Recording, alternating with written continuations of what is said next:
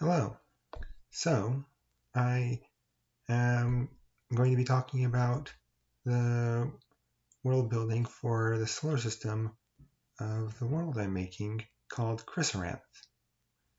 And so I guess the first part I'm going to say is that I like world building and I like astronomy, and I want to ground my world building in actual science. And so I went ahead and made this and in a program called, and then the visuals here are made using a program called Stellar Systems Creator, and that is the link to where you can find that is in the description. And so I guess I'll start with first the star. So it's slightly less massive than the sun, but which combined with it being slightly more metal rich means that it has a noticeably lower luminosity despite its slightly older age, and also slightly lower temperature. And then going on to this first planet here, it's going to be it's closer to its star than Mercury is in our solar system. It's approximately the same mass, but it is also, because it's closer to its star proportionally, I've estimated it's going to end up being slightly brighter in the night sky for Chrysaranth. And then the second planet is maybe somewhat Venus-like, although I'm predicting that my predictions based on the calculation around will be dimmer in its night sky than Venus is in ours, and also closer to the star here than Venus is for our solar system. And then now getting to the more interesting, getting to this world where the setting is, we have Chrysaranth, which is, in terms of the amount of sunlight it gets from its sun, is around 95% of what we get, which means that it's not going to be quite as bright as the sun in the sky. But to counteract that, it has around double the partial pressure, 50% to double the partial pressure of CO2 in its atmosphere. And then there's also the fact that it's ever so slightly smaller than the Earth,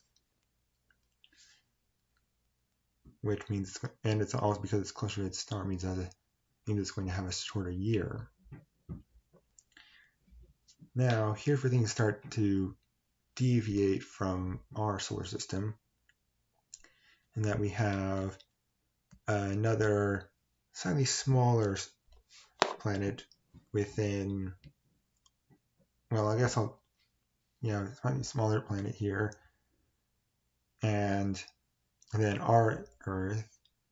And this one, actually, it's more than just slightly smaller. It's around 60% of the mass of the Earth. But because of how close it is, it would be at its brightest, and it's going to be brighter. It's going to be brighter in the night sky than Venus is in ours. It'll be very interesting. And then, because it's also farther away than our Earth is from its star, and combined with it being a dimmer star, probably going to be a bit of an ice world. Now, going back to the Chrysaranth's moon, it's around half the mass of our moon, but around I would say around 75%, 25% closer than our moon is, which means that it will overall average to be around the same effects as our moon, except maybe perhaps slightly larger tides. That might be the only main difference. And then finally, for the inner planets, here we have this last one out here at around 1.6 astronomical units. That one is close to 3 times the mass of Mars, but that only puts it still around a quarter of the mass of Earth, which means, and at its distance, it's probably going to be receiving a Mars-like amount of sunlight, which means it would be close to Mars in temperature, but significantly more massive, which means it will still have some tectonic activity going on, which means on average it will be warmer, and because the larger size will have a larger atmosphere, so probably sort of like Mars but warmer and probably with more water.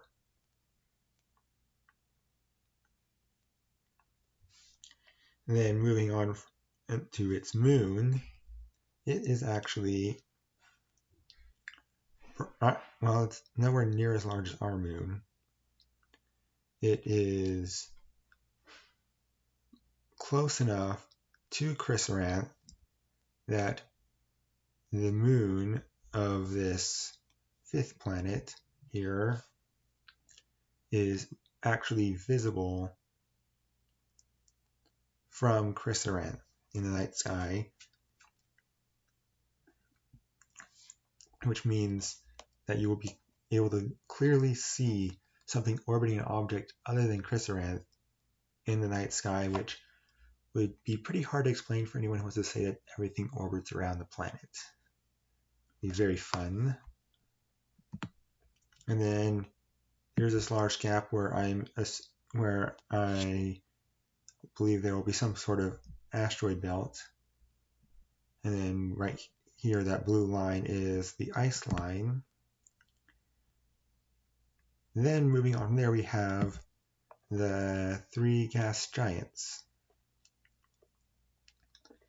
The innermost one is currently planned to be around twice the mass of Jupiter, with a large ring system, as well as 3 moons that are the largest of which, that right there, the one that's a different color than the other, not necessarily the one that's different color, the different one one's a different color is the closest end, and therefore it'd be more like Io. But the largest of which is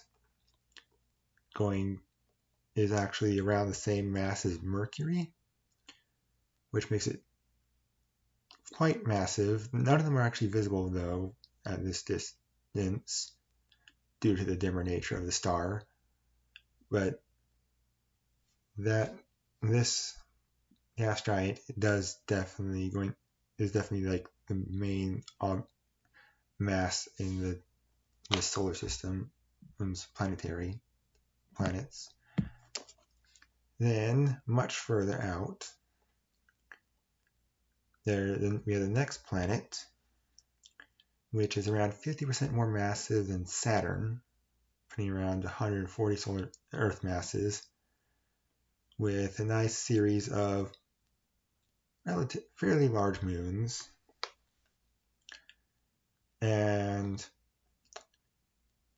both this one and the 3rd gas giant have significantly smaller ring systems than the first one.